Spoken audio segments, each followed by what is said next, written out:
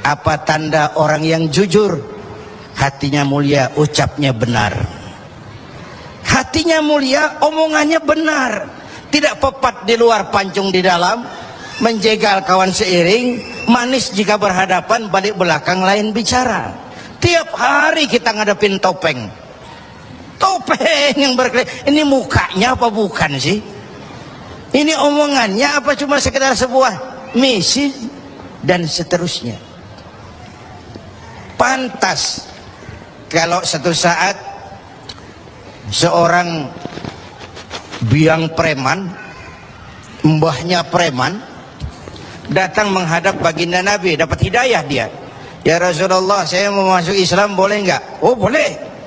Ngucap syahadat. Selesai ngucap syahadat, dia bilang lagi, ya Rasul, saya kan sekarang sudah masuk Islam. Baik. Saya cinta Islam. Alhamdulillah. Saya cinta Anda ya Rasul. Bagus itu. Cuman saya juga cinta dosa. Ini aneh orang ini. Preman tadi ya. Saya cinta Tuhan ya Rasul. Saya cinta Islam. Saya juga cinta dosa. Saya belum bisa tinggalin di dosa. Saya suka judi, suka mabuk, suka zina. Marah baginda Rasul dengar ini. Enggak, beliau senyum. Senyum. Orang yang tegasnya amar ma'ruf nahi munkar itu jangan masang muka kuburan. Manyun, muka ditekuk, jangan. Senyum. Lalu beliau bilang, lah Pak Sebi, nggak apa-apa dah. Cuman begini, Mas. Dari Jawa premannya waktu itu. Kamu suka mabuk? Hobi. Kamu suka zina? Bu, di mana-mana ada langganan. Kamu suka nyolong? Iya. Oke, gini. Saya cuma minta, mau nggak kamu mulai hari ini janji sama saya? Apa ya Rasul? Jangan bohong. Hal tu'ahiduni ala tarkil kadzib? Mau nggak kamu janji satu aja, jangan bohong? Saya kira apaan kali ya Rasul, kalau itu mah kecil. Sanggup? Sanggup. Ayo saya bayat. Bismillah, mulai hari ini kau janji nggak mau bohong. Janji. Pulang. Sambil pulang di hatinya mikir, ma ashala ma talaba hadzal nabiyul karim. Ini Rasulullah kok gampang banget permintaannya, enteng urusannya. Saya terang-terangan nggak tinggal zina, nggak tinggal nyuri, saya suka mabuk, cuma disuruh nggak bohong. Encer. Dia kira nggak bohong gampang. Dia kira nggak bohong gampang.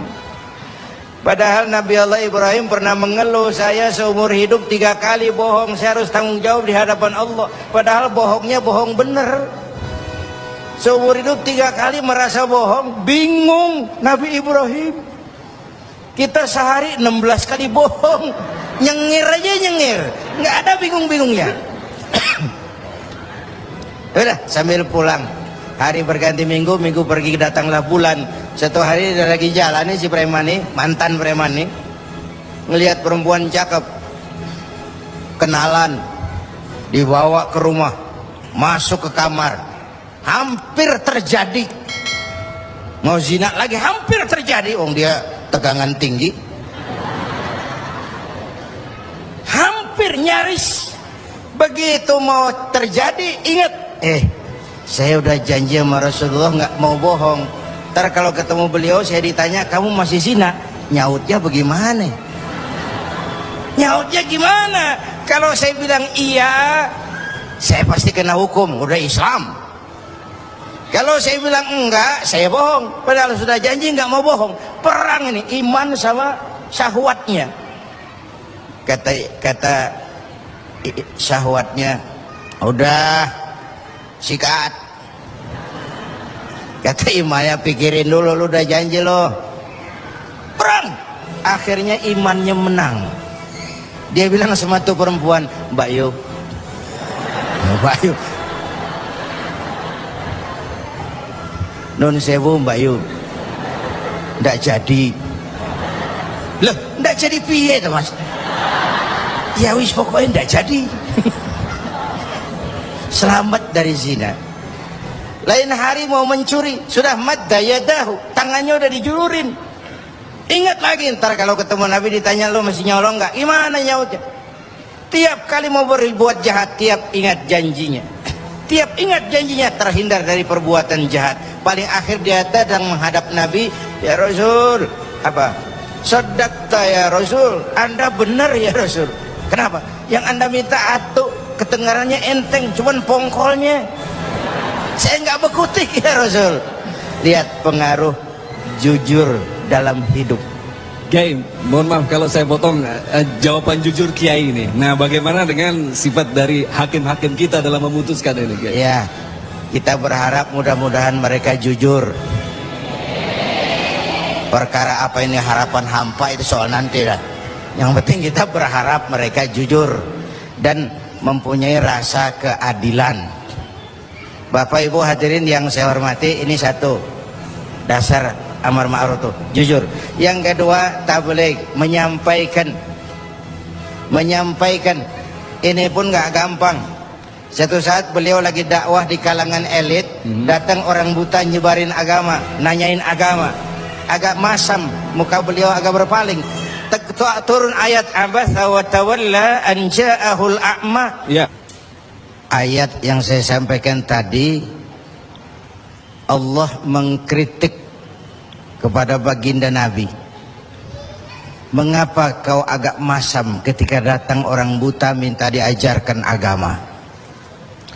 Ayat ini disampaikan juga oleh Nabi kepada para sahabat. Ini loh, ayat ini barusan turun mengkritisi saya. Jadi memang yang orang hidup yang baik itu jangan alergi sama kritik. Tapi yang kritik pun jangan asal ngomong. Ya. Orang jangan alergi sama yang namanya kritik, karena kritik itu yang sering membuat kita berpikir. Dikritik yang membuat kita dewasa. Dikritik yang membuat kita jadi bijaksana. Pujian sering jadi racun. Walaupun sementara kita senang. Ibu cantik lah Bu. Wah, mekar hidungnya. Tapi itu sering jadi racun. Kritik yang membuat kita berpikir, kritik yang membuat kita dewasa, kritik yang membuat kita jadi bijak. Tapi yang ngeritik pun jangan asal ngejeblos. Saudara hadirin yang saya hormati, kita nggak bisa ngukur baju kita pakai badan orang lain. Ini tolong, ini bahasa bersayap. Jangan ngukur baju kita pakai badan orang lain. Nggak sedang, ya, nggak sedang. Orang sering berada dalam sebuah situasi yang tidak semudah kita. Makanya Luqmanul Hakim pernah bilang sama anaknya, "Nak, kita nih kalau nggak punya prinsip bakal serba salah." Kok gitu Pak? Ayo kita buktiin. Luqman keluar sama anaknya bawa seekor keledai. Keledai kecil, dituntun berdua. Lewat di tengah orang pada ngomong, anak sama bapak sama gobloknya. Bawa keledai bukan ditaikin, dituntun. Tolol. Nah, kamu dengar nak? Iya, sekali kita salah. Sekarang gimana Pak? Bapaknya naik, kamu jalan. Jalan, lewat lagi di tempat orang ngomong lagi, bapak kagak tahu diri, enak-enakan di atas keledai, anaknya disuruh jalan, tega sama anaknya. Kau dengar nak? Iya, 2 kali kita salah. Habis sekarang gimana Pak? Kamu yang naik, bapak jalan. Lewat lagi orang teriak lagi, anak durhaka. Di bapaknya disuruh jalan, dia enak-enakan. Dengar nak? Iya Pak, 3 kali kita salah. Sekarang gimana Pak? Kita naikin berdua yuk. Naik berdua. Sampai di tempat orang banyak teriak lagi, anak sama bapak samanya ini. Tidak punya peri kebinatangan. Masa keledai kecil dinaikin berdua? Kejam. Nah, kau dengar? Iya. Berapa kali kita salah? 4. Habis sekarang gimana Pak? Sekarang keledainya nyok kita gotong. Gua pengen tahu orang ngomong apa.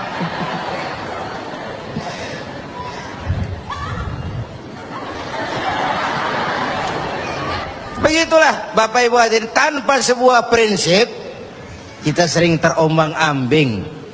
Makanya kita rakyat ini kudu punya filter. Rakyat harus jadi rakyat yang cerdas. Emas pasti kuning. Ya, apa semua yang kuning pasti emas?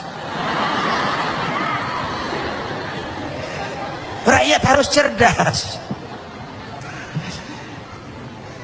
Ini nyengir tapi mikir nih, ya.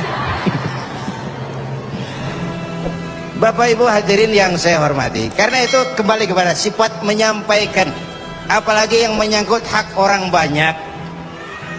Orang-orang tua Melayu bilang begini, mengapa orang menembak ungka? Karena merengguh buah embacang. Kenapa orang banyak celaka? Karena serakah dengan hak orang. Anak udang dimakan itik, itik berenang di air timpas. Hak orang jangan diusik, kalau diusik badan terhempas.